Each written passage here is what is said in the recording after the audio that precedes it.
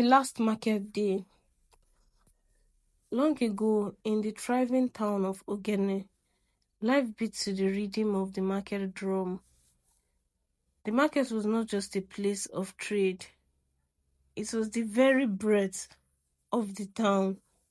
Every Ekedi, before the cock crew twice, the paths to the market filled with men carrying baskets of yam, women balancing calabashes of palm wine, and children with noisy bundles of firewood. The market square was alive with colors, wrappers of red and blue, beads glistening in the sun, roasted maize scenting the air. In Ogene, the market was more than buying and selling. It was where marriages were arranged, disputes were settled, secrets were whispered, and songs of praise were sung. The elders used to say, if you want to know a people, watch their market. Among the traders was Adora, daughter of the late Mazi Nweke and widow of Ozo Omene. She was not yet 30, but her eyes carried the weight of years. Her husband's sudden death during the planting season had left her with no children, no protector, and no clear claim to the family land. Yet every market day, Adora came with her jars of palm oil, her chin lifted, her steps steady. People whispered about her strength. Still, behind her calm face, Adora wrestled with fear. Widows in Ogene were often pushed aside, their voices silenced. She had learned to live with pitying glances and careless words. Ah, such beauty wasted, some said, while others muttered, a woman without a husband is like a farm without rain. But Adora was not like the others. Her mother had told her, a woman is not firewood to be consumed by the flame. She is the fire herself. She decides what to burn and what shines. One ordinary market morning, while arranging her oil jars, Adora heard two men behind the stores. Their voices were low, but her ears were sharp.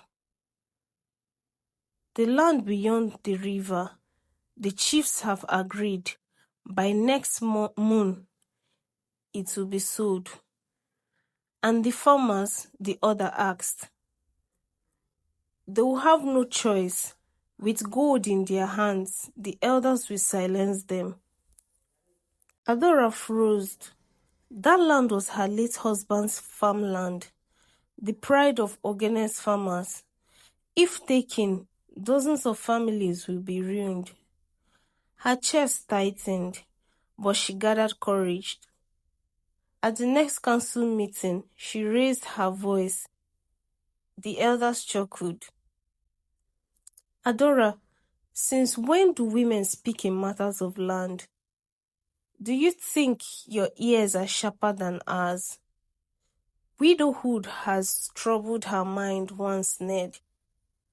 The laughter stung, but Adora did not bend. She went to the market women, Mama Uju, the kolanut seller, with a tongue like pepper, Ngozi, the fishmonger, whose laughter shook the stores, Iyom Ebele, old but respected, who once stopped a war with only her words. They listened, argued, but at last agreed. If the men will not protect the land, then we, the women, must.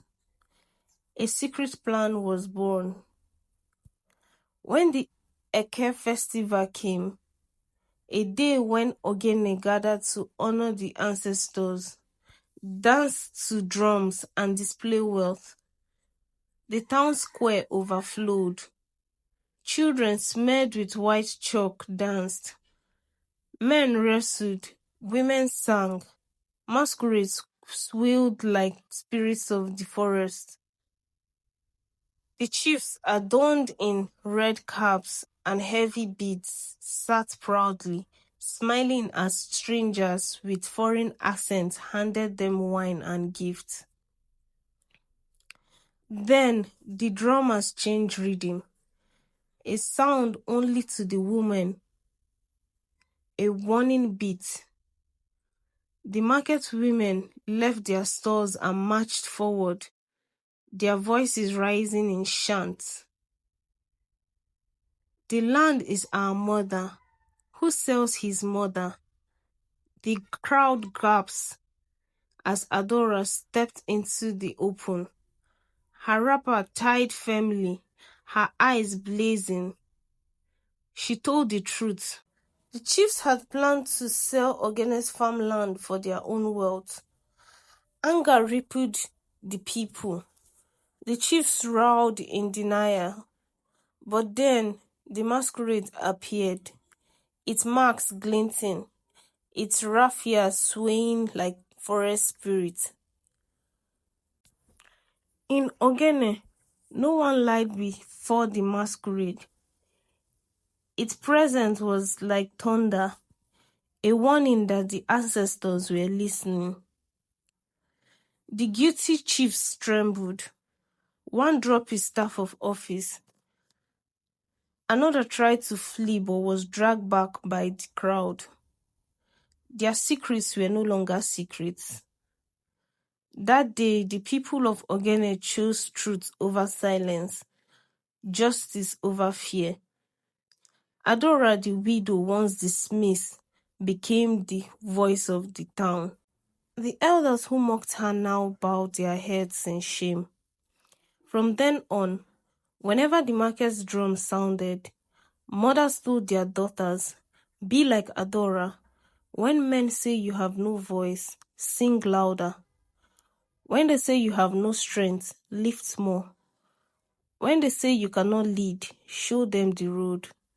And so, Ogene's market lived on, not just as a place of trade, but as the soul of a people who refused to be silenced. Thank you so much for listening to today's story. If you enjoyed it, please don't forget to like, share, and subscribe to the channel. Your support helps me bring more beautiful folktales your way, and it means the world to me. Also, remember to turn on the notification bell so you won't miss the next story. Let's keep growing this storytelling family together.